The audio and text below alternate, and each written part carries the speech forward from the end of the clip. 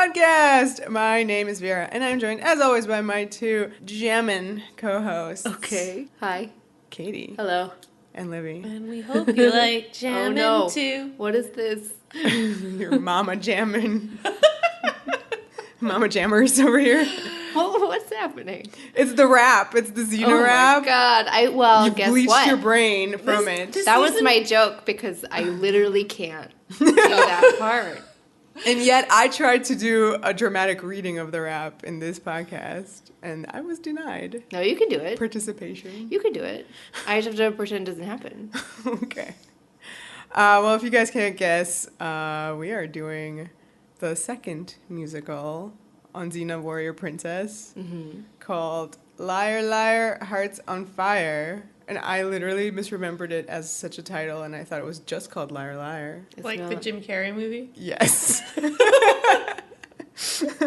So, shall we get into it? Sure. All right. This is episode 510. I already mentioned its name. It's Dumb and Dumber. I think this is Dumb and Dumberer. Wait. Okay. On a scale, how much do you like and or dislike this episode? Because people really have been hating on it at us, and we haven't even talked about it yet. Right. Well, when we were watching the show, we knew already that it was on the worst list. Yeah, what number is it? I don't know. Oh, yeah. A number on the worst list. Good call. It is number 10. Out of 10? Out of 12. All right. So, 10 being, least worst of... Oh, okay. You know what I mean? 12 is... Okay. 1 is worst. Worstest. 10 is... The 10th worst episode. 10th worst out of Okay. 134. I mean, does not speak highly. It does not. I think that's wrong because there are definitely worse episodes. Sure. But I don't need to see this again. That's for sure. Have such a good time watching this episode. I did have a good Except for time. that one part that I started off the podcast by really sounding really vehemently hateful at, which disguised the fact that I actually really enjoy the shit out of this stupid episode. Well, you love musicals. I do. But I don't love, all bad musicals or anything. Well, this is the thing where a lot of this was just a clever good time. Mm.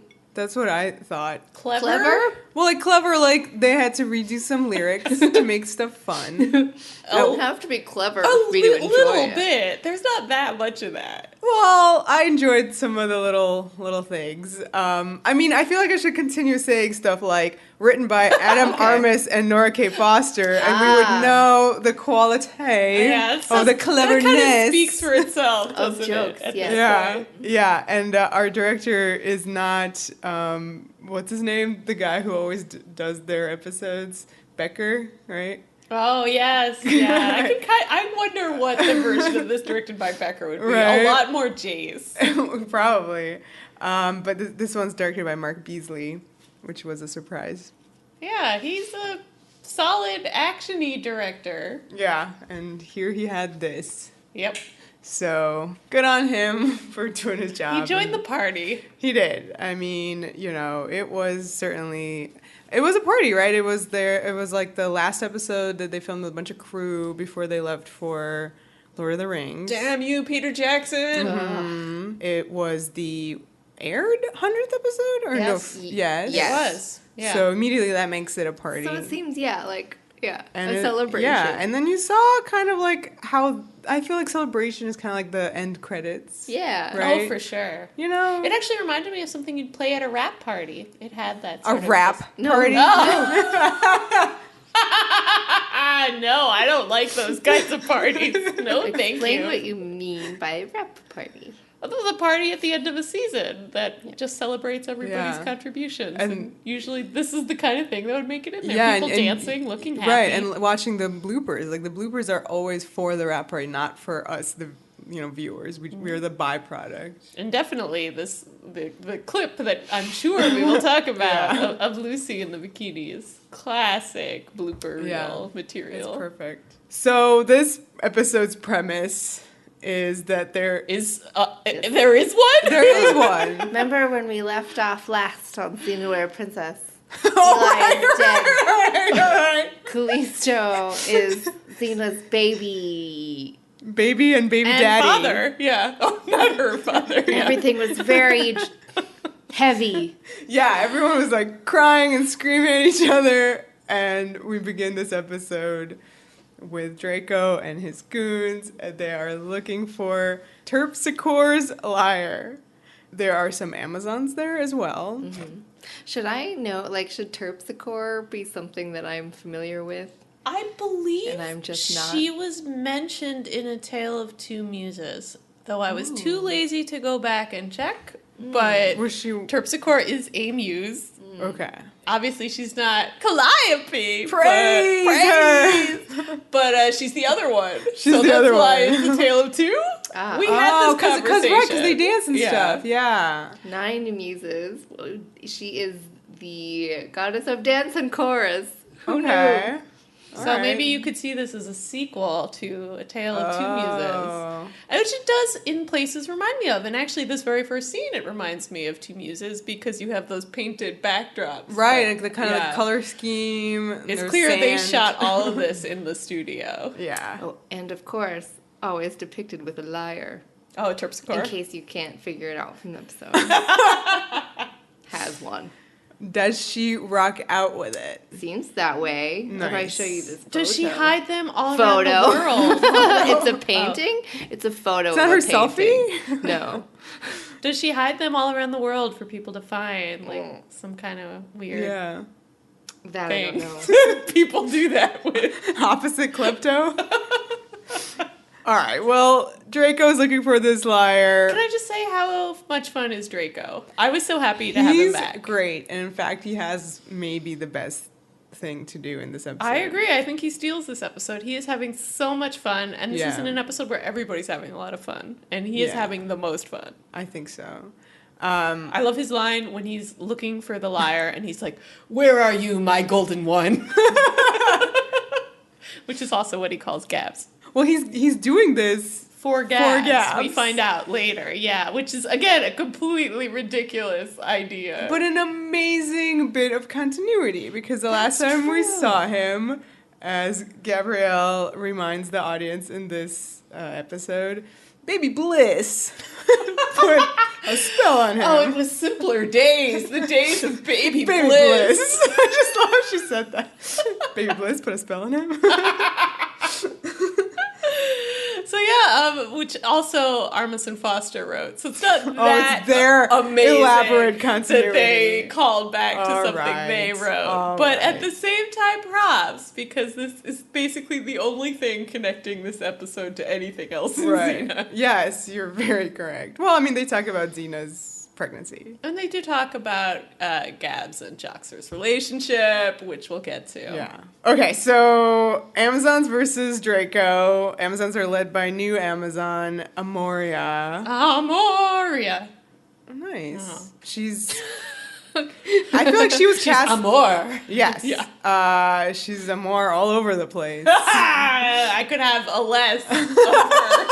No, I feel like clearly cast her because she's an amazing singer. Yeah, I mean, she's great. She is really great. Yeah. They needed somebody to like... I resent the role her character plays in the proceedings. Right. She's played by an actress named... Jillian Ileana Waters is how she's credited in Xena. She now goes by Jillian White.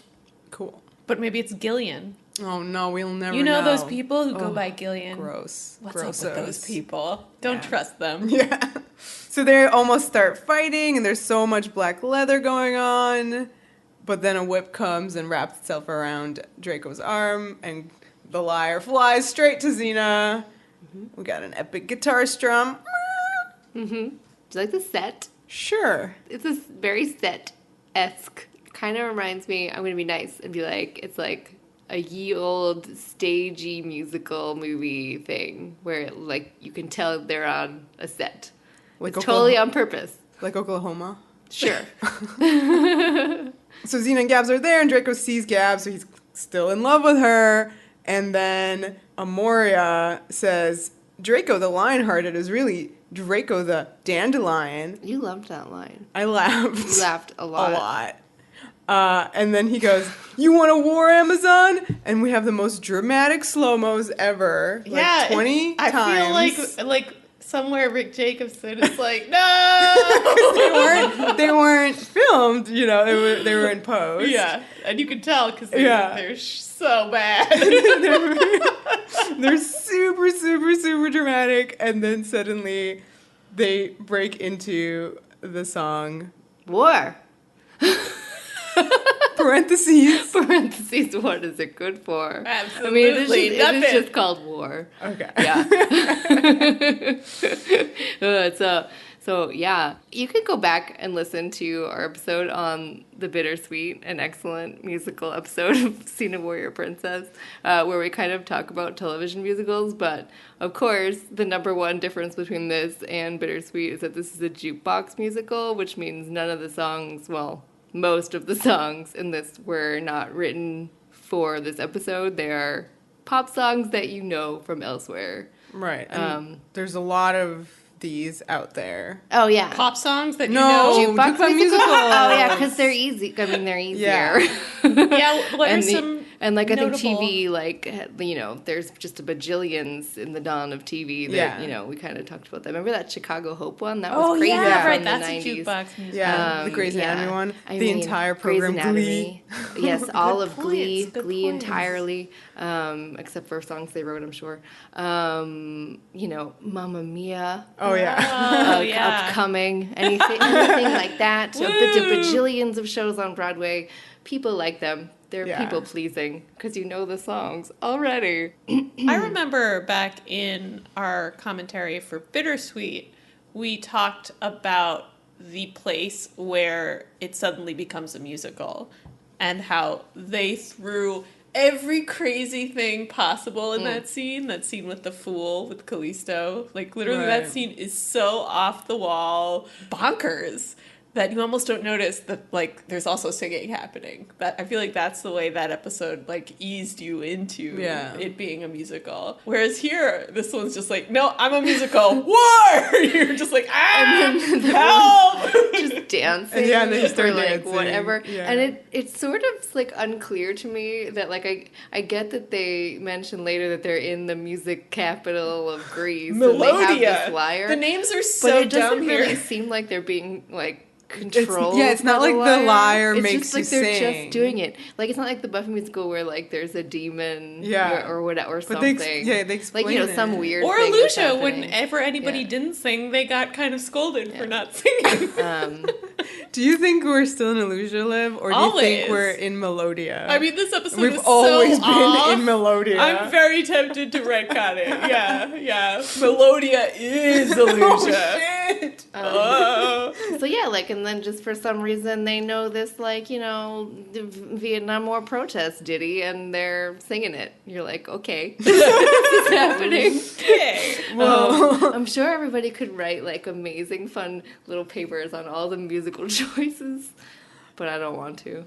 Right. To me, they no. mostly seemed random. I mean, this one makes sense. Yeah, this one makes sense. Seems like a they good all song. vaguely make sense, yeah. Vaguely. But somehow there's no coherence. I don't see, like, why these particular songs, like, all fit together, which to me is a strange thing to wrap your head Very around. intensely jukebox. Yeah, but they're, like, from different eras. It's Just like a jukebox at a bar where one person puts a quarter in, picks a song, and then another one I think I would does. have preferred something a little more curated. Something where you're like, oh yeah, this is a fan mix for Xena. Each of these songs expresses something about Xena. Some of them I'm just like, okay, you like that song. All right, so Xena says there's not going to be a war. There's going to be a battle. A battle of the bands! I love this. And she's fucking into it. Great. I love in the middle of the song when she's like, good gods, y'all. You guys, you have to love it. I don't know. It's like, we're not even through the first song yet. But I feel like every time I watch it, I maybe get more embarrassed. So, like, I should stop watching it. Because, like, I remember, like, really enjoying the shit out of it. And then, like, watching it recently, I was like... And, like, so maybe each time you watch it, you sink a little further into the earth via embarrassment. I have, like, varying cringe levels for, like, this numbers in this musical episode. Yeah. But this one, for reasons I can't put my finger on, really gives me secondhand embarrassment. I don't even think it's that bad. This is the choreography. Maybe. Because there was a lot, like Xena had Yeah. to dance a lot in this And one. it is very, the way it's shot is somehow messy in a way. I can't quite put my finger on. There is just something. What are you doing, Beasley? I don't know. Yeah, like it's very. I mean, like I said, it's like a very abrupt, this transition to being a musical, and then it's very in your face. Can you imagine choreography? Can you imagine if you like didn't see the preview for this and you were just like tuning in? No, you're like, this seems like Whoa. a normal episode. So yeah, this one's not my fave. And if you read what the cast had to say, this number seems to have given them a lot of trouble. They just Lucy said that both she and Ted had a lot of trouble with the choreography. They just, for whatever reason, they were not able to nail it. There were a lot of ruined takes. They felt really bad. I'm sure they only had a brief period of time to learn it too. Oh, so. I'm sure. As well as all the other numbers in the episode. Yeah. So this is the one I think that for whatever reason maybe suffered because of that. There isn't as much time and attention paid to it. I don't know. Maybe that's part of why it gets me for some reason, where I go, oh no, I don't know. I don't know about this, you guys. I mean, it happened, and I'm ready to move on from that. All right. Past the opening credits. Yes, we enter Melodia, the musical capital of Greece. And you get worried for a second that it's going to be like all singing because they walk in and they're like speak singing. Yeah. And you're like, oh shit. Like, is that going to be the whole thing? Like in a lot of musicals? But no, that's not actually true. But what happens, Katie? Well, here they like set up some plot business about the concert. Sure. And for some reason, everyone needs to audition. Right, And then they're going to give someone Somebody the lyre. wins the lyre. I don't know why. I don't know why any of this is Prevent happening. the fighting. See, this is Xena's weird roundabout way of I think she should just hide it diffusing again. the violence. Yeah, But- but then people won't have music. So then Gabrielle has to run it, whatever. Yeah. Anywho, they then break into a number explaining Melodia and all sorts of shenanigans with this Battle of the Bands, set to the telephone hour from the musical Bye Bye Birdie. And I fucking love it. I can't handle it. Why is this happening? Why is everyone so bad at like lip sync? There's just like people's mouths with voices that make no sense. There's just like... I mean, who are these people? That's the Melodia. thing. That's the thing. I was like, It's Melodia, whoa. duh. Who are these people? You know, Corey and whoever the other one is. I forget. What's his name? Sarah. Alabarda. Alabardas. Oh, I love Alabardas. The star of this thing, Alabardas. Anyway, Bye Bye Birdie. I actually is thought great. Alabardas was going to come back. He was so, because I don't know Bye Bye Birdie, so I was like trying to pay attention to this number, being like, these are all the characters If I you need were, to know. listen, any self-respecting theater kid, maybe this, or it's just me and I'm a horrible nerd who's just wanted to be in this musical, but like, I just always wanted my high school to put this on just to be in the telephone hour because it's fucking. Because you have to hysterical. hire a bajillion extras. And because you don't to really do have to sing, you just be like, "Hi, Nancy." Like you don't have to like. Is this your audition, sing. Katie? Go. Yeah, go. that's Katie, me. you can do No, I'm it. good. Do That's not- Alabardas. No. In the actual musical, it's like this nerd guy trying to get a prom date, calling up all the girls. Yeah. Here for he some just reason, wants Just want to somebody to sing with with him. him. Right. And what does that Well, mean? no, I don't know. Nerds don't. Yeah, I don't know. It's a weird whatever.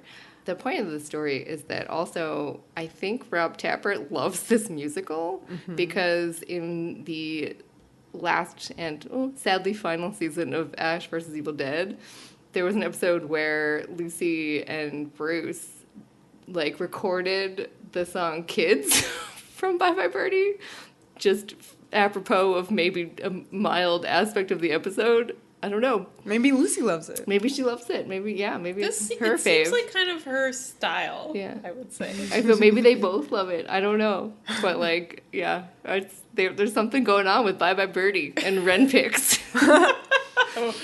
We have to get to the bottom of this conspiracy. I like that some of the random extras in this number were familiar faces. Probably. Well, that's nice. Yeah. Because it's a family affair, but not a family affair. Oh, sad. No, it's Lyre, Lyre, Hearts on Fire. But yeah, that goes with this idea that it's just one big rap party. But It's not a rap party. Not yet. They do all these like split screens at the end of it, and that's from the movie version with and Margaret. Excuse me. Okay, that's good to know. I assumed it was Brady Bunch. I was like, I'm just so confused at this point. People singing. It would Brady not Bunch, go what? like it when it split to like 24. I know, because there were even more of them than 48. Brady Bunches. I don't think they do that many in Yeah. the movie. So Xena is super into this Battle of the Bands idea, and who else should show up in Melodia? It's Cyrene. Why not? We didn't mention the fact that Renee sang Oh. in that Bye Bye Birdie number for like the a very second. beginning? Yeah, at the I thought very she beginning. sang background. She'll sing later background. Okay. Right, she sang on War. I think you're right. Yeah. That was her. She had to audition to be singing. And they And I mostly think it was a rejected fail. her. They were there with the tequila going, oh, she sucks. Sweet Renee. Aw. Well, I still maintain that the person who they get to sing for her is the same person who sang. Well, no, in Bittersweet, she did not sound like Renee, but I feel like probably here fine. she sounds very much She's like Renee. had a couple I've years seen to videos. really to study. mimic Yeah. her. Yeah. Yeah, but this I've is the seen same the vocal videos. level. Never mind. We're singing with Lucy. Continue. Carry on.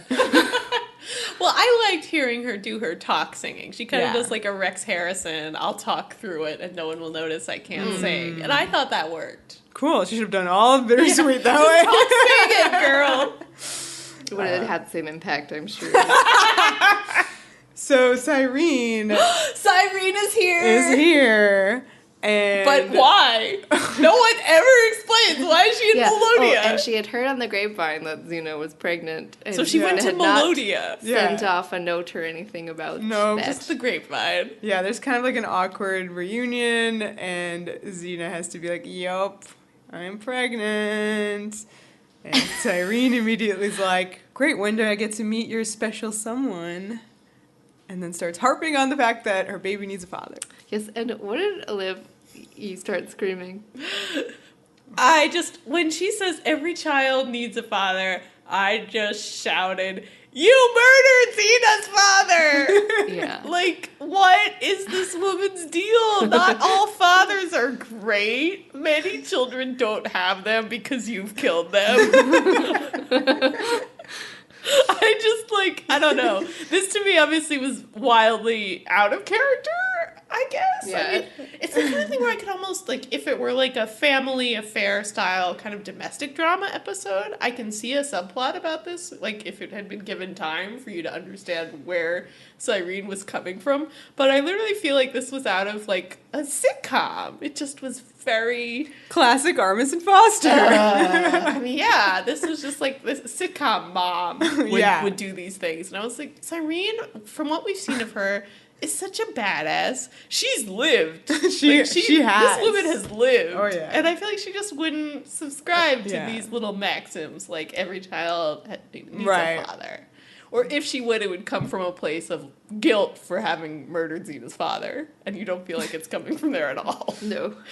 Well, if only Armisen Foster had written that episode, then they would remember this continuity. But Xena does call her out. She's like, you She raised does. me on your own. Yes. And then Cyrene says, it would have been much easier if I had help. And Xena says, I've got help. She does have help. And She it's, does. again, weird that Cyrene wouldn't acknowledge this, since I feel like in the Furies, Well, we're Cyrene in did a acknowledge it. Fucking horrendous stretch of this show. Like, God, it is a nightmare sometimes. Here are some silver linings with Cyrene's appearance here. She is introduced checking out a dude. She is so thirsty this episode. It is great. And she looks amazing. I love her dark lipstick. I love her haircut. I love the little hairband thing she's got on. Put a pin in. Woman looks fabulous. Cyrene is other MVP of this episode. She Second is. Draco. Yeah. She is having a lot of fun. So much fun. And I don't know if we need to begin discussing like the serious sort of like undertones in this conversation, like the subtextual discussion of alternate families and whatnot. Because this is a continuous thread in every time they talk, basically, in this episode. It's true. It is an important thread that I wish it had dealt with a little more seriousness and less like an Ally McBeal episode. Oh! All right, so we cut to Gabs kind of doing her job and listening to some of these auditions. With the tequila. Doing tequila shots or something. All these limes lined up. Hating life. Just Tequila is definitely a drink of ancient Greece. Why is everyone in the music capital of Greece like suck at music? Which she literally says they came there. They came. It's not that it's not they're from. You think the people who live there are better? I get it now. I think the people who live there are those Bye Bye Birdie folks. So they were so great. They were amazing. Also, I just love that an actual canon line is her going, "They all suck." Yeah, that's true. This was a good use of suck. Well, they all suck except for one person, it seems. Right. And we have some beats from the Very other room, exciting. and everybody's kind of going to follow it. And when they show up, we have our introduction to Jace. He looks just like Joxer. Yes. So we're immediately like, oh, there's another brother. Right. The twins have become triplets. Right. And Jace is a character. He's literally a character on the show. Well, I'm glad we cleared that up. Yeah. What's the Luke here? Isn't he kind of like Liberace? That was my vague sense. Yeah. Like Scarlet Pimpernel, Liberace kind of thing. But also from Spain. But Yes, also from Spain. Yeah. Yeah, lots of ruffles, lots of sparkles. Like some different hairstyles throughout this episode. Shirtless boys in hot pants Oh, yeah. tend to follow him Are we being around. told something? Are we? Yeah. Flamboyant is a word. Ted had some interesting things to say about the origin of this character. Let's hear it. He said that in the original draft of the script that Armis and Foster wrote, it was really a one-note character, and that note was gay. And it was just played for laughs, like he's gay. Isn't that funny? Okay. And Ted was like, is it funny that he's gay? I know it'll be funny. He's Spanish. Maybe that was a good idea on Ted's part. But then he had to confer with his Spanish friend if this was offensive. And his Spanish friend said it was funny. Or his Cuban friend, I should say. Because he immediately calls him out on it, so you don't have like too long to live in it being a thing that where you don't know what's happening. Yeah. Is this a coin situation? Ted seems to say it's not because he has many friends who are Cuban. One friend who is Cuban, and he did not check with any gay friends. It's not a real accent. He does the accent itself sounds like, a version of an accent that would be like one of the racist birds in the tiki room in Disney. Like, it's just very over the top. He sounded like Hank Azaria to me. In the birdcage. I thought of that. Yeah. Okay.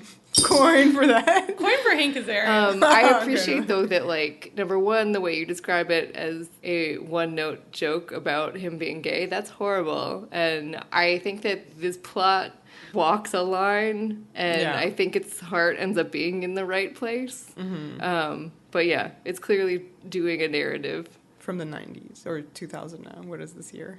Where are we? No. I think we are at 2000 now. Okay. Maybe 2000. Yeah. Okay, so then put a coin Y2K in. did not happen, so we continue. All right, I'll put a coin in just for... this is very dated. It is dated storyline. Yes, but the point is about like there's these two threads, like the Joxer and Jace thread, and then the Cyrene and Xena thread, which about are actually these, like, kind of about the same thing, yeah, accepting. Yeah, something. exactly. Yeah. So I sort of wish both of them had had more time. I think in both, it kind of reminds me a little bit of a Chris Manheim episode. Other things later will also remind me of a Chris Manheim episode. But what I mean is Chris's episodes from this year, which all have had a lot of plot threads, and they aren't necessarily bad ideas for plots, but just having them all together means you don't really get any time to explore these things. I thought particularly Jace, like, I never really understood like the critical moment when Joxer changed his mind and learned to accept him. It just seemed I don't think it happened. But yeah. I don't think it really did. Oh, I mean, this episode ends with Joxer? But if anything, it's at the end, right? And it was like hardly anything. Yeah, I felt like, I mean, we'll get there, but that moment didn't quite work for me because I felt like Jace was doing this glorious number and then Joxer kind of came in and stole the glory. And I was like, what? That's not cool, dude. Well, all of the time in this episode is going to a lot of songs, and not many of the songs are really like in service of any of these plots. Like that's except a great for like point. A couple of them, you can go like yes. The Draco plot, but is like furthered none of in them song. are really like. But you know, neither of the others. You're basically right. Yeah. Also, Jace never gets a big number for the actual battle of the bands and wins because he's the best. Like no, Xena wins. Right, right. But oh like, my God, literally, if you're like, they set him up as like clearly the like musical he would one. win. Yeah, And he doesn't even get to perform. He's busy. They did one song in the actual battle of the bands, and it was done. Everything was done afterwards. But anyway, I love this version of Dancing in the Moonlight. Yeah. It's a great version of the original song, which is definitely different. It's like slower. And also, I just like will always like find it the most endearing song because like at least Vera and I specifically have a connection with it as part of VidCon, which is a con for fan bidding that we go to all the time, and it plays at the beginning of the Vid dance party. Yeah. They call it the Joxer dance, and we were like, "What the hell is Jace?"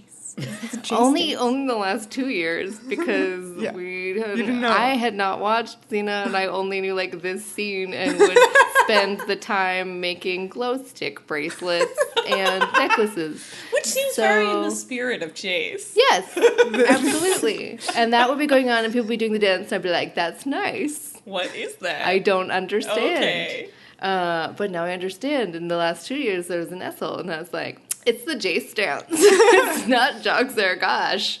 Yeah, and this year we're going to learn really the choreography. No, we're not. Okay. It seemed hard. This choreography was pretty intense. I was very impressed with Ted for pulling this off. Yeah, well, he said by the skin of his teeth, but he did it, whatever. Yeah. And he really just sells it with the performance and the charisma. Third MVP. Fun. Ted. So I like the conga line, too. Good times. Xena is just so into this. Yeah, she is so cute. Oh my God. She's like nodding along, like her like awkward nod being like, oh, this is great. So Draco grabs Jace after this dance number and immediately starts being like super gross and homophobic to him. This is like, I feel like the most flagrant example of homophobia we've ever had in the show. Yeah. I was quite struck by this. I was just like, the fuck. Yeah, I mean, Draco is a really good example of like the polar opposite that he goes in this episode because, you know, we've come to enjoy him and dare we say like him, and then he literally dips into like horrible. I mean, he's always been horrible, but he's been horrible in a human way that I think you're able to appreciate. Okay, well, sadly, this is also a human way. I mean, that's true, but I think here he really is just a collection of horrible things and actions. Yeah. Well, and also, like, when you think of, like, Battle of the Bands, you also think of, like, high school Battle of the Bands, right? So he's, like, the jock. He is, He is the douchebag. Yeah. From that. Yeah. But, you know. He would wear the varsity jacket and beat up the nerds. And the, gay kids. Yeah. So here, Xena sort of puts him in this place immediately and puts Jace under her protection and threatens to scalp Draco. Like, intense. And then there's this weird cutback to Gabs, whose eyebrow cocks. And there's like a sound effect of like ding. And it's really odd. I was like, what? We just had scalping, homophobia, and then Gabs' eyebrow makes a noise. I love this show. It's so I don't know what's happening. This is the second time Xena's like threatened to scalp someone in this history of the show. I know. Then it opened with her singing that war. What is it good for? Scalping. All she wants is Battle of the Bands, you guys. Okay, so then Amoria comes on to Joxer. And that is crazy. That is crazy. Whoa. He's like building the set or something for like the whole episode. He's hammering she's something. She's like apropos of nothing. Yeah, really. she sees him and she's in like Amazon, right? She's in Amazon and she's just like the moment this Amazon lays eyes on Joxer, she's just like I must have it. I think she's attracted to like the oddballs based on her choice later. Okay. All right. Okay, so she has a type. This is and her we type. We should accept it. No judgment, I guess. I judge. I'm judging. I judge hard. Yeah. You know what my type is though? Like Ted Raimi's Instagram now. Sure. Oh my I get God. it. Sidebar. I get it. I mean, he's not wrong about Sidebar. About how if you make a woman laugh, like he's not wrong. He's not wrong. But he's not making me laugh so much this episode. Call me Ted. I mean, we must say, like, you know, we had the outright homophobia with Draco's line, but Joxer too, and his reaction to Jace. We haven't seen this side of Joxer before, and maybe it explains something about how he seems so oblivious of Xena and Gabs. Oh my God, no. He's just like so in denial about his brother that he can't see Xena and Gabs. He just does not see it. Well, it's just really fascinating. I do think that his reaction to Jace is one of the better things in this episode, and you know, it's rare when I talk about Joxer seriously in a positive manner. Yeah. But you know, it's interesting that he worships his father and brother, who are these murderers, right? But he's embarrassed by this gay brother who just loves to dance, and is good at dancing. Yeah. So and is also Spanish. For some reason. So I think that's really fascinating, and I think I like that they went there. I liked seeing Joxer's reaction because it's very natural, you know, and the more realistic portrayal of that kind of thing, the better. I don't know. Because some of it is very bad, like poorly done, you know. No, I agree. Again, this is part of why I would have liked this to be a meatier plot line. Yeah, because then you get to later on where, you know, it's let's just talk about the conclusion of this. Well, I mean, she's basically like, you know, he doesn't know, like, who he is right now, Joxer, and he knows who he wants to be. Right. So there can also even be, like, that element of, like, a jealousy. Absolutely. Like, because here's someone who is being who he is. Yeah. Yeah, so that's all part of it, too. Yeah, and it's funny, he keeps attacking Jace for like, oh, you know, your accent's made up, you're not really this person. But the fact is that Jace has figured out that he is this person. Yeah.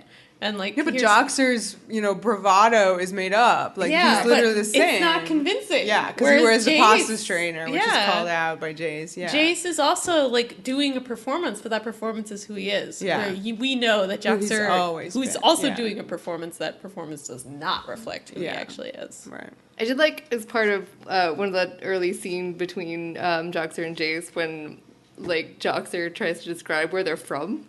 Oh, yeah. Where he's like, you're from Olympic Street in Athens. Just like me. Just on the corner from, I forget, like, I don't know, like... Akmar, the meat man. The meat guy. Yeah. I made it seem like I'm from Boston. Like, you know, like, they're from, like, Southie. Or, you know, like, they're from, like, the, you know... this neighborhood. They're Michigan. From, yeah. Obviously, they're doing the Michigan thing, so everybody connects to like where they're from. But like, yeah, yeah, I thought that was a good conflict. That just this idea of performance and how annoyed Joxer is at being confronted by this performance of his brothers. Yeah. Well, he reacts very naturally to the situation. Also, Joxer sings, which is something that doesn't get brought up here. Is that he has his song about himself.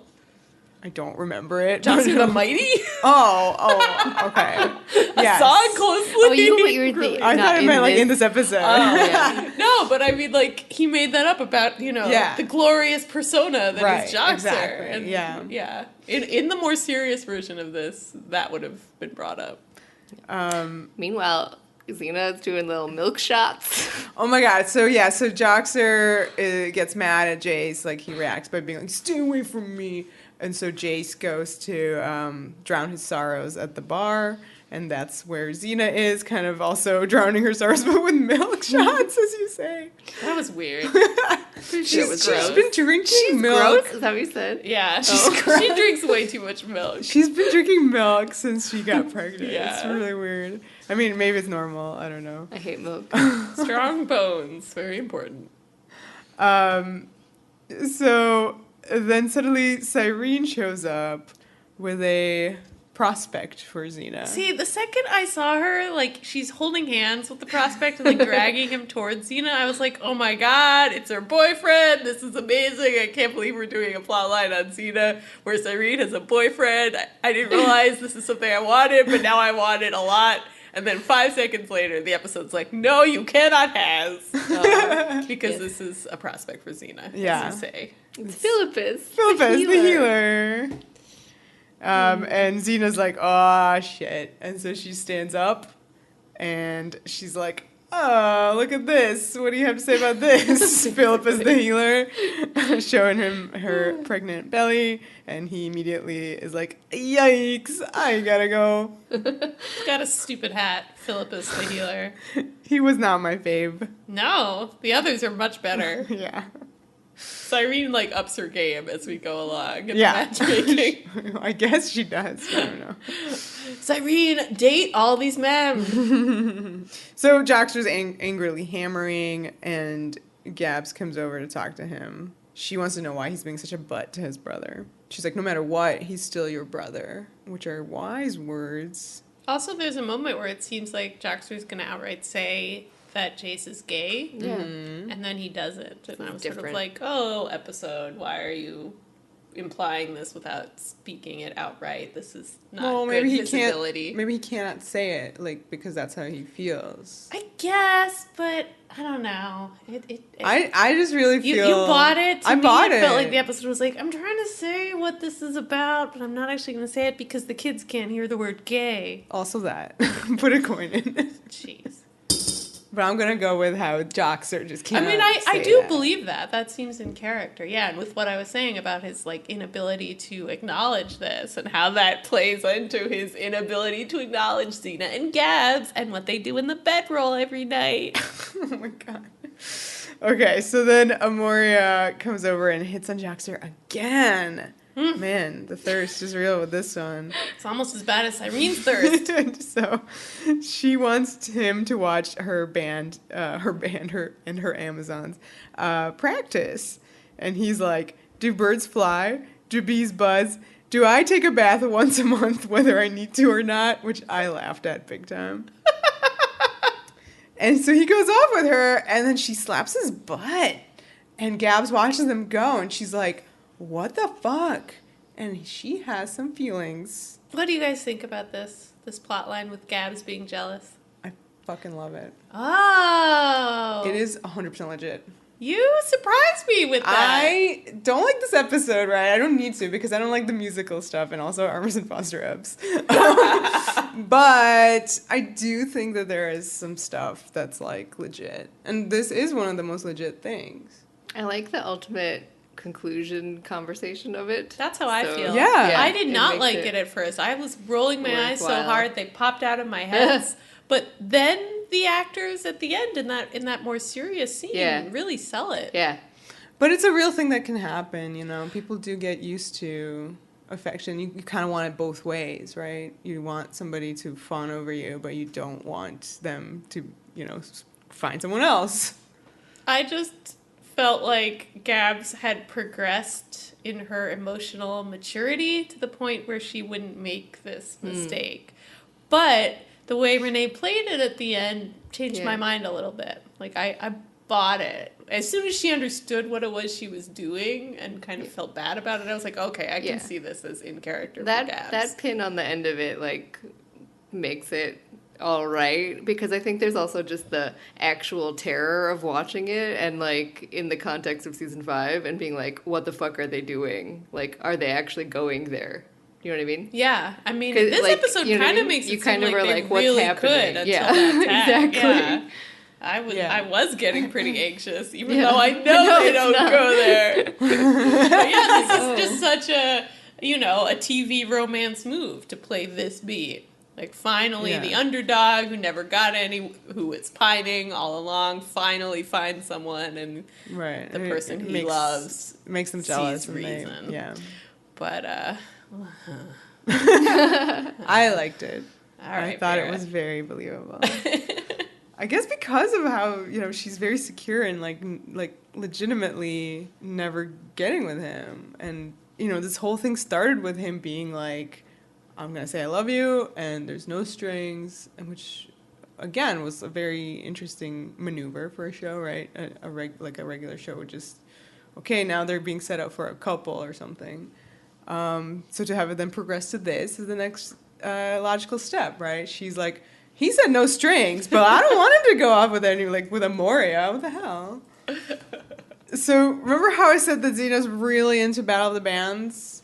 Mm-hmm. She's like putting posters up with her face with her own face on them. What's up with those? She's into it. I think the art department just wanted to draw Lucy's face, and she's whistling the Xena theme song. I like all the in-episode uses of the Xena theme song. In this, I don't care. I just do. I guess it goes with it being the 100th episode, and there's going to be some very nostalgic callbacks very soon. So perhaps just celebrating the Xena-ness. But we know all. that's her whistling song. She's done it before. She has done this before, and it was cheesy the first time.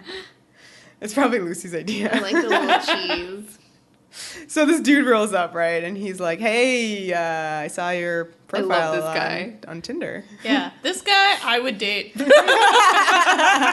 He's great. He has a really deep, lovely voice. And he literally shows up being like, hello, I'd like to answer for the responsible dad, provider, lover role. You're like, wow, who are you? Yeah. So he wants to be her new gentleman friend. And then when she's not into it, he suggests some casual sex instead. And then she just punches him out, which I didn't think was fair. I didn't think she should have gone there at all. Next. She like Cyrene's ad. Oh, yeah. So yeah, this is not cool, Cyrene. Do not do this. Do not put out a personals ad for your daughter. That is terrible. And again, wildly out of character for Cyrene, I think. She's very intent on getting Xena a father for her child. Okay? All right? I mean, that's what this episode is trying to tell me. So Joxer's watching the Amazons practice. There's a lot of flirting. And Gabs is watching from the bar, and she's getting, more and more angry at this whole thing. She's talking to herself. Yeah. And then she's like, why do I care? It's Joxer, which was another great line. Sure. Yeah. I thought it was good. I mean, it's true. Why does she care? Yeah. And Draco takes this as an opportunity to profess his love once again to her, but very aggressively. Yeah, it's gross. How are we supposed to, also deal with it? He's, under a spell. What do you mean how we're supposed to deal with it? Because, okay. Well, the spell is just love. Right. The way that he reacts to that and love. And that's making violent. Gross. Okay. That's Draco's that's him self. being nasty. Okay, yeah. I don't think the spell is making him behave that way. He's just pursuing his goal in ways that are horrible. I don't remember. Well, there's some... I'm about that. I mean, everybody got very crazy in Comedy of Errors. Yeah, it's true. It is true. Yeah, they did. But you're very right. It's the spell, his persona makes him react this way. There's some very specific finger licking that happens. My God! Ooh, I'm putting in a coin for that. What do you mean? You should put in a coin for DJ Khaled, who will not do that, but Draco seems like he will do a lot of that. My God. All right, so are you saying I should take the coin back out? No, just put one for DJ Khaled. He sucks. Well, we definitely need to put a coin in for his line about your mouth says no, your eyes say yes. Yeah. Because that goes without saying. Yeah, and because he wants to marry Gabs. I mean, the episode is very aware of how aggressive and disgusting Draco is. Yeah, also, for sure. Kicks him in the balls. Yeah. Yep, and he's continuously punished for Yeah. having these attitudes, which helps. Yeah. Yeah. I don't know. It's just there's something about that where it's he's saying it and it does get punished, but it's also I don't even want to hear it. I don't know. I mean, I agree with you. And also, you can't help but notice that he's played by Jay Lagaya. He's a lot of fun. Yeah. He's already kind of won our goodwill from Right. previous appeareances. So having a character who you kind of smile to see, like, basically threaten rape is like a complicated moment.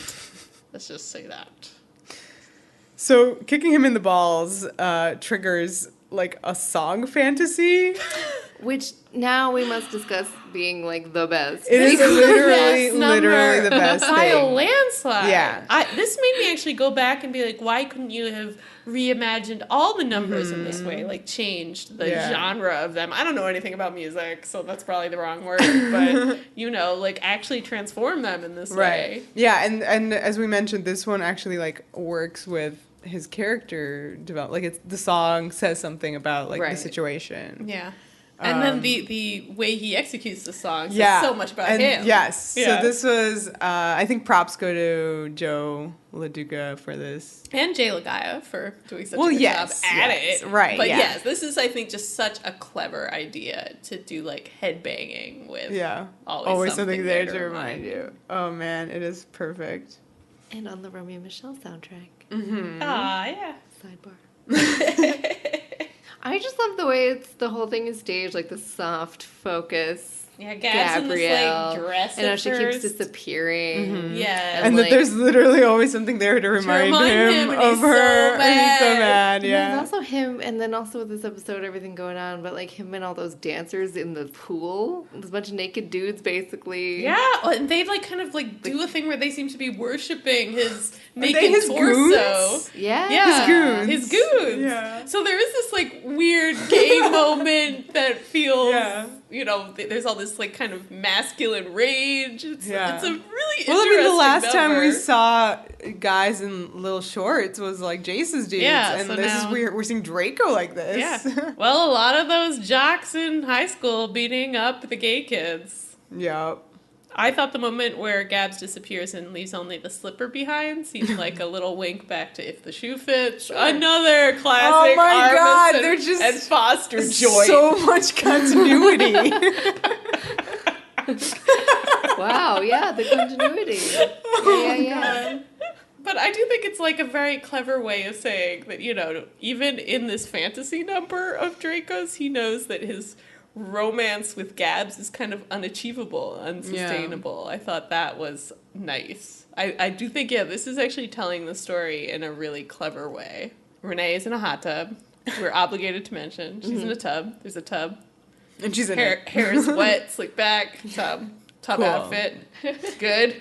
Yeah, but, a tub is always better when there's also a Xena. That's true. This is true. This is not the best tub we've seen, but we'll take it.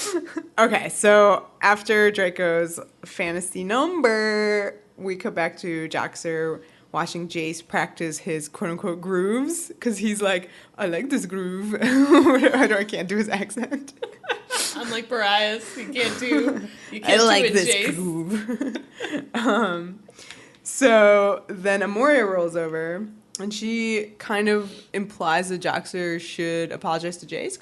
She's like, he's really cool. She's into him too. Yeah. So he's like, oh, okay, I'll totally do that, because, like, the girl wants him to, right? So he has to, like, do it. Meanwhile, Gabs is seeing this happen and goes to Xena with a question. And that question is... Xena, what's your opinion on Jamoria? Oh no. Xena is like really whatever about it. I mean, she immediately cracks her face. The fact really funny that Gabs is jello. Yeah. She's like, oh, you were jealous of this. Mm-hmm, basically. This, again, was a little like the conversations in Chakram, where I was also sort of like, what, where's the subtext in all this? Yeah, like, it what, sucks.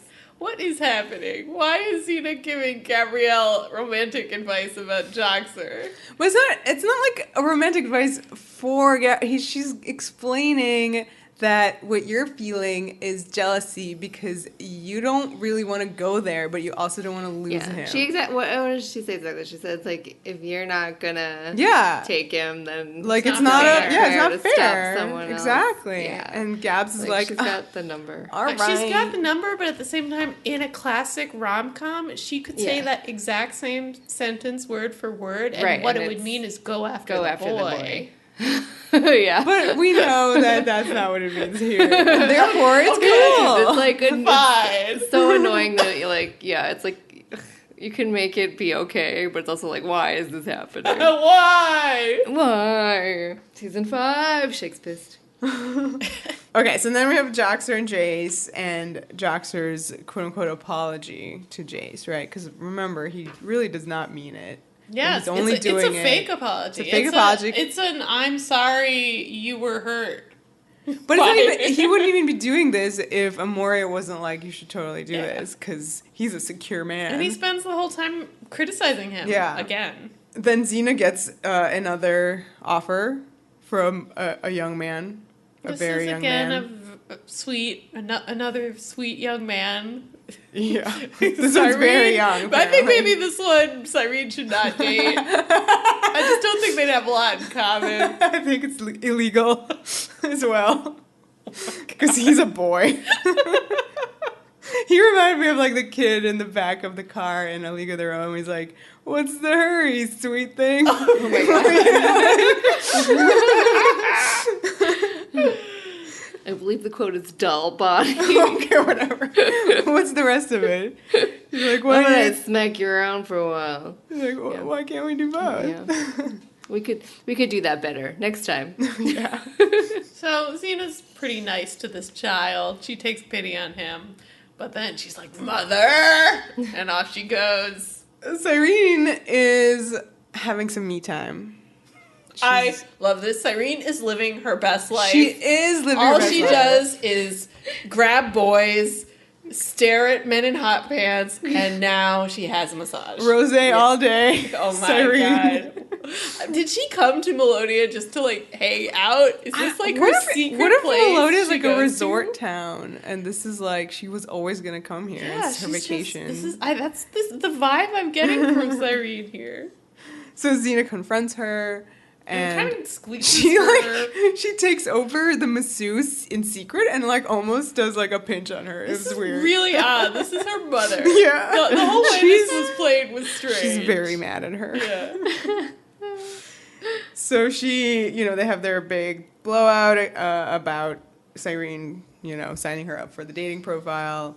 And she's like, this baby already has a family. Mm-hmm. It's Gabs, Joxer, and you. And it does not need a man. So that he's like, what century are you? Oh yeah, that was great. And this leads into a real BC time. A song BCE. Number. A specific song happens. Oh yes, this goes into sisters are doing it for themselves.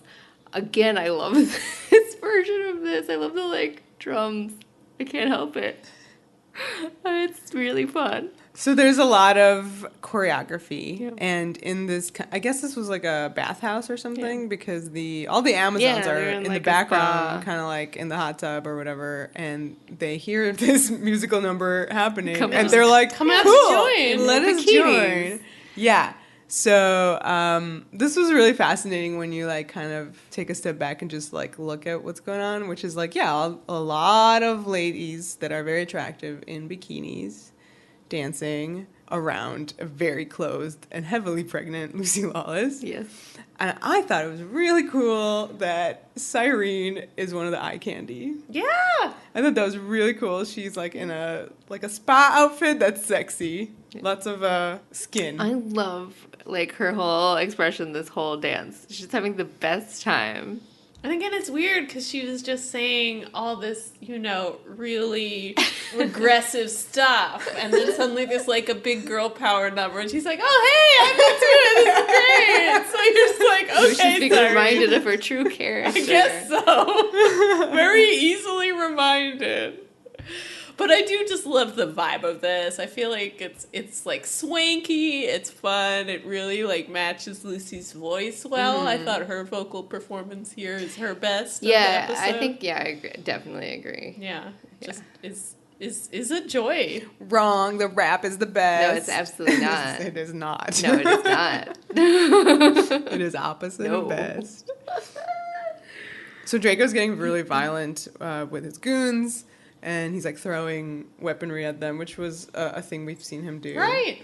Yeah, that was a callback again to Sins of the Past. Whoa, Not again. an episode. This is the first callback. Is this the first continuity that they have not written our Miss Foster?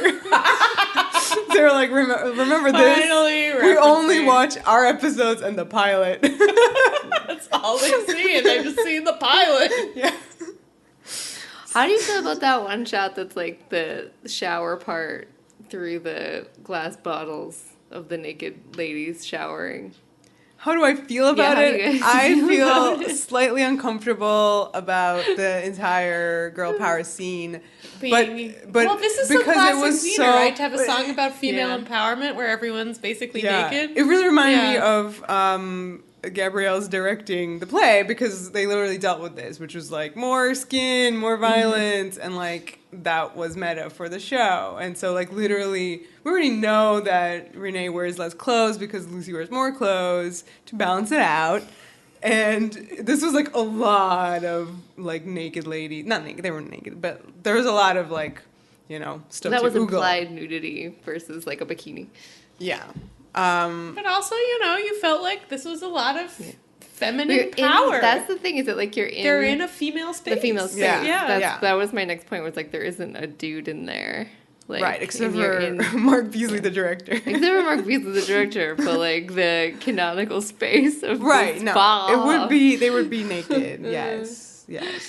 And that's my big thing with Xena a lot of the time. It's not that it's like not problem free, but that a lot of it is like canonically you don't feel the threatening gaziness of it because of the like actual spaces and characters that are being portrayed. Anyway, I feel you could easily point to something like that and go, look at this male gazy problematic thing, but I think it's more complicated. That's my story. Yeah, it's very Also complicated. because Cyrene's at the center of it. Yeah, and I think that's Doing her arm movements, which are so funny. I If recommend you just look at her just face. watch Cyrene. Just watch the scene, but only watch Cyrene, and it's really good. But then it has like a little punctuation mark, which is again Cyrene needling Xena, this time about the identity of the baby's father. But Xena's like, it's complicated, okay? Because it really is. It really is. You need like a flowchart. Yeah. Okay, so back to Draco and the goons. He's getting very, very upset because he's concluded that he will never be able to fall in love with anybody else because he loves Gabrielle so much. And if she keeps refusing him, then he can't move on. So the logical conclusion is to kill her. Dun dun dun. I'm worried. The show is about to begin, but no band wants to go on first, and the crowd is getting very antsy. So Xena tells Gabs to stall, and this was a pretty funny moment where she goes out onto the stage, and she warns everyone to stay away from the souvlaki. Oh, yeah. It's very bad. The delivery of it is so good. There, she just goes very like, there's some bad souvlaki going around, so stay away from the souvlaki. Like, it's just, and then they start getting mad. She's like, it's not that bad. There's some really great like ADR all over the place. Yeah, there's this one lady in my the God, crowd. yeah. It's like you hear her like grumbling all the time about like, when's it gonna start? She's like, it's never gonna start. Yeah. And then it does, and she's like, Draco calls Gabs over, and she's like, oh, great. So, like, they decided to go on first. The show's about to begin. So she happily comes over, and he announces his plans that their grand finale will be get to die. Gabrielle's death. Dun dun dun. So here we go. Draco's band starts to perform, and it's revealed that Gabs is in a cage, and they've made her switch outfits to this silver go-go dancer Does this bikini. count as my least favorite trope of the villain putting Yes. the damsel in An an outfit. outfit? Yeah. I hate that. Even when it's a go-go bikini. Hate it. Do you want to put a coin in it? Yep, thumbs down. She's in a cage struggling to get free, and everyone's like, oh, she's so sexy. Because her struggles to free herself to make her shimmy. Shimmy to freedom, Gabs. Shimmy. Oh, so Draco's band sing a song, and it is not the song from Eurovision performed by the band Lordi. Oh my god. It is not that. I don't But get if you this want, joke, but if you want to I get this joke, You don't? you should Google that, Yes, you do. and you will get it.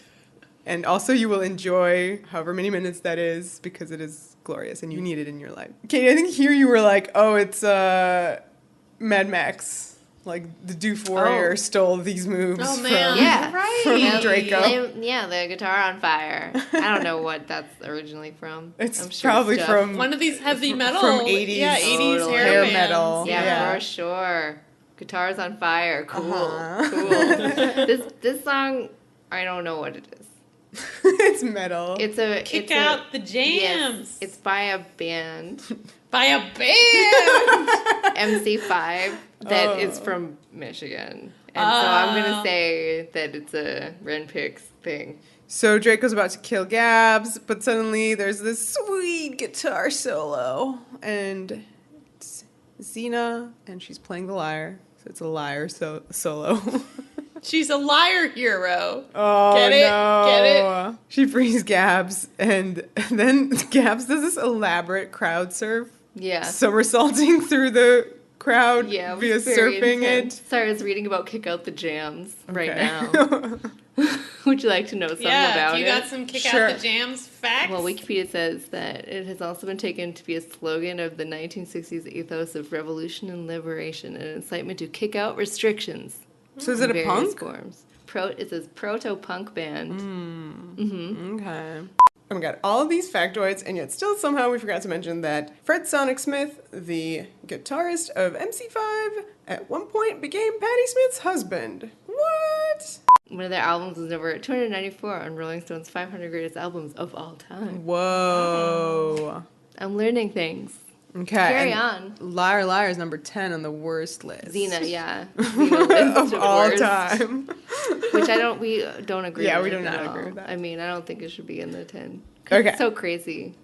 So Gabs is crowd surfing, and Draco starts to follow her. He jumps into the crowd, and it is the gag from Ghostbusters, the lady version with Leslie Jones All right. falling straight. No one Yeah, catches her. no crowd surfing for you. So no crowd surfing for Draco. He just falls on his face. He chases Gabs, and then Xena stops him. And then nothing happens. Nothing at all. Moving on. Vera, that's not fair. The Xena rap occurs. They rap battle. They do. I am going to check out now. Bye-bye. The dramatic reading. Oh my god. Okay. I'm stealing myself. Go for it, Vera. Are you going to be Draco? No. I can't be both. Can you do Draco's voice as Mariah's? No, but I actually thought that Draco, the way he delivered the lines, really reminded me of Anthony Kiedis from Red Hot Chili Peppers. Like What? there was like a certain intonation to how he like rap sang that was very Chili Peppers. I guess that's a timely reference for the year 2000. Yeah, I mean like these Chili Pepper hits would have been from like the early 90s, so yeah. But it just could have also been a coincidence. It's just something that I thought was happening. So they're, all right, the dramatic reading. Oh, God. All right, let's just do the first two lines. You got it. And that's it. The name's Draco. Give me my props, because I'm the G when the music stops. Oh my I'm the bad. It's so embarrassing. Oh, wait, I'm supposed to do a dramatic reading. Yeah. I'm the baddest mama jammer this side of Thrace. Your expression's gonna change when I'm in your I face. hate this. Snap, snap, snap, snap, snap, snap, snap. That was beautiful. Thank you. What about Xena's? That was Xena's. Oh, that was I her? did both the first two Snap, snap, raps. snap, snap. No, snap. No. I wish you just said that. I wish that had been her rep. Snap. No, and I'm not doing anymore. So that was Draco, and then it was Xena's All right, response. thank you for that. How do you feel about this rap? The rap, it's like a twofold. It's like a two, like 1-2 punch against me personally, because not only do they rap, and it pains me to be like, Lucy, what are you doing? I mean, I don't think she's like rapping. She's kind of like speak talking, which is okay, because it would have been worse if you literally tried to rap. I agree. This could actually be worse. The fact that she is not 100% engaged in the rapping is like a saving grace. Doesn't want to be here. Yeah, she does not into this. Yeah, she's not into this at all. And so the second punch is the fact that then they start to do this on top of people's heads. That was just for you, Vera. That was just a kiss off for you. But this time, I think they were really trying to cheat it, right? Because there was just this, like, Olympics platform in the background. Like, you couldn't see it, right? It was, like, the runway before they do the vault, like a big thing. Because at one point, Xena, a.k.a. Zoe, does, like, a massive backflip situation for, like, ever. And don't look at her face and wig. Because that wig's... It's really funny when she comes up. When she comes up. But, like, you could tell that it's just a platform covered by, like, extras. Yeah. Right? I mean, they're not really trying to sell you Yeah. all that hard on them fighting on people's heads, except in a few shots where you see them. Right, because, like, in heads. Sins of the Past, there was just, like, so much, like, stepping on heads that you had to cut to be like, this is really happening on heads. Here it was, like, less so. It happened once. We were having a couple of times. And the best part was that, like, Xena stood on that guy, the guy we liked. Yeah. His head, her potential gentleman friend, Yeah. and he helped her out. He helped her out with his big head. yeah, he's strong. He could have been a great father. Well, I like this. I like that they're referencing Sins of the Past in what turns out to be the 100th episode. It's a very sweet callback. I guess. I just realized why there's a callback now. Like, it's not just that Armis and Foster, like, know only the pilot and then their own episodes, that they had to watch it because they were going to do this on heads part. So they were like, oh, we got to watch this. Remember Zoe? Don't look at her head. What? Don't look at it. My it's favorite really game. funny. Yeah, this one was perfect. That was a great Hi Zoe that I forgot about. Hi Zoe, in case you forgot, is when you can see Zoe Bell. Hi. And you say hi. Everybody wins. So Xena wins the fight on the heads, and she ties up Draco and his goons. Okay, Amoria starts, like, kissing one of the goons, and he's like the nerdier goon, and she's, like, licking his face. Yeah, it's really weird. And Joxer sees this and is sad. And Gabs is right there. She feels very relieved, and she's like, whatever. She's a rocker chick. What do you expect? I don't understand this attitude. What does this mean? Like, she's a groupie. Is she? I thought she's an Amazon. She's an Amazon. She makes no sense, this She character. seems to be a rock star in and of herself. Yeah. She has, like, her troupe of performers. Yeah, she had, like, a guitar solo in So the now she's in the suddenly a rap. groupie and is sort of being slut-shamed by Gabs, and I'm just like, what? Yeah. No. But this is, like, the heart-to-heart sort of you guys mentioned. Yeah, so. it goes really quickly from, oh, I hate this, to, oh, okay. Yeah. And it's hard to say exactly why. I think it's just that Renee and Ted really just play the reality of this moment. Yeah, well, I thought Gabs saying that she admitted to him that she got used to Joxer being around. Right. And the scene lets him be smart because he really, kind of schools her a little bit, but in a gentle way. Mm-hmm. Like, he actually gets what's going on. He's the one who says, you treat me like a puppy. And it was kind of nice to see Joxer stick up for himself. And then he asked her to go out, and she's like, not a chance in Tartarus.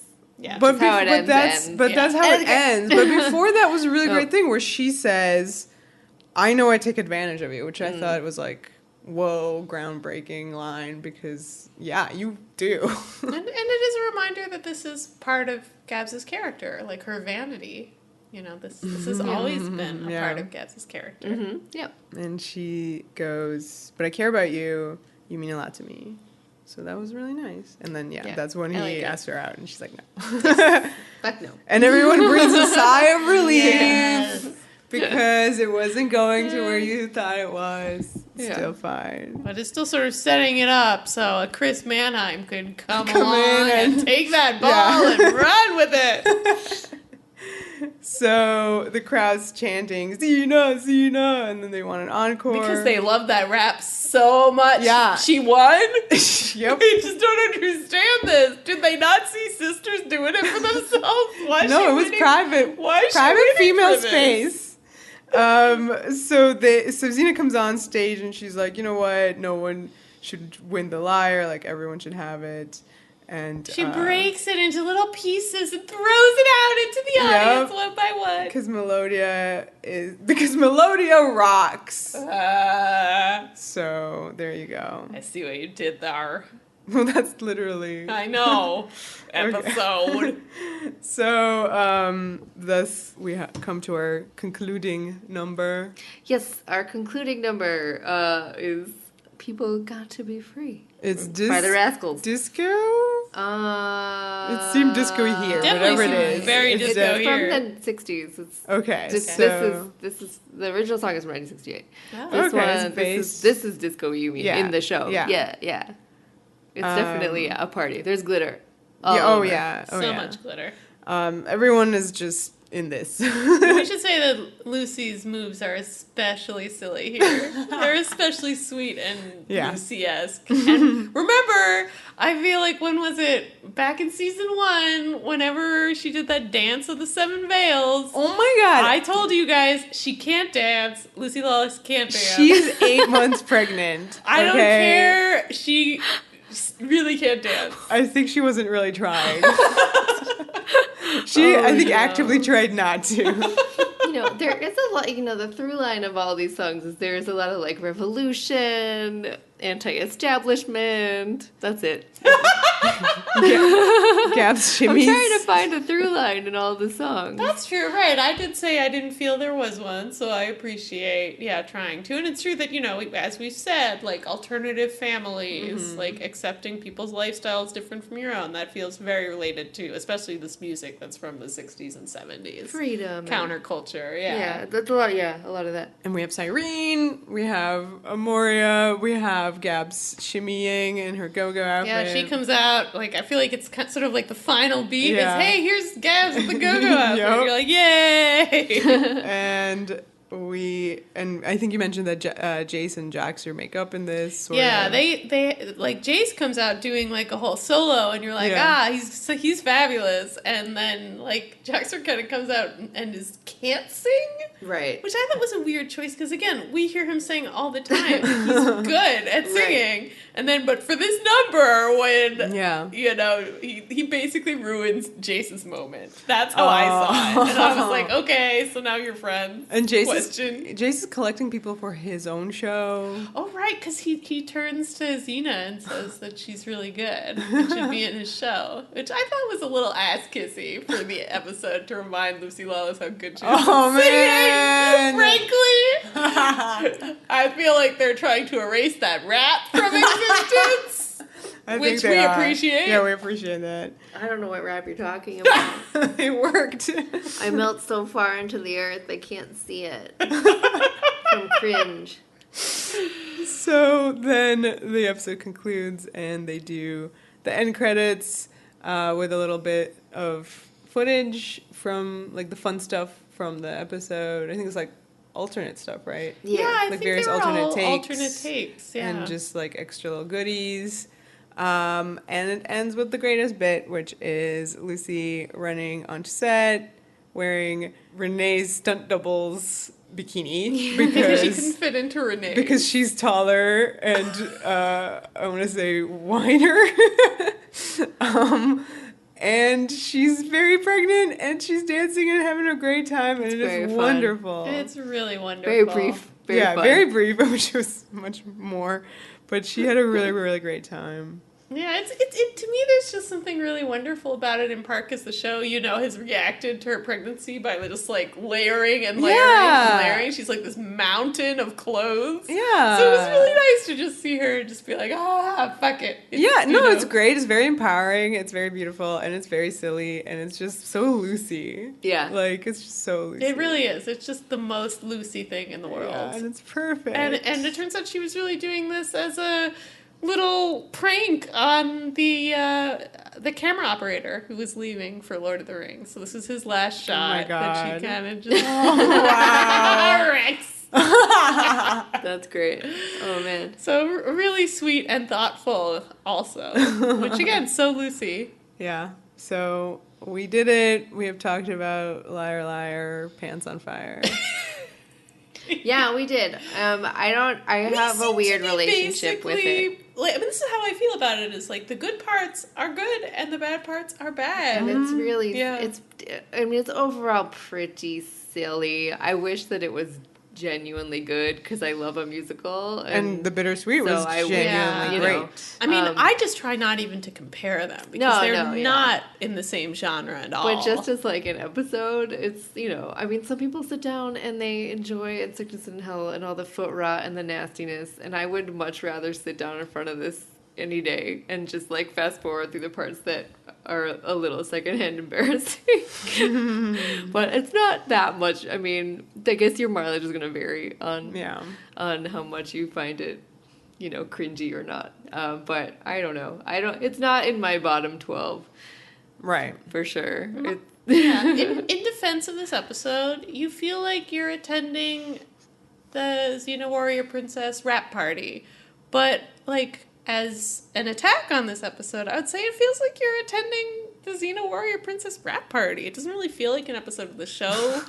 I don't even think most of the characters really read as themselves a lot of the time. Like even just seeing Xena smiling and dancing doesn't really fit with my picture of who the character is. Right.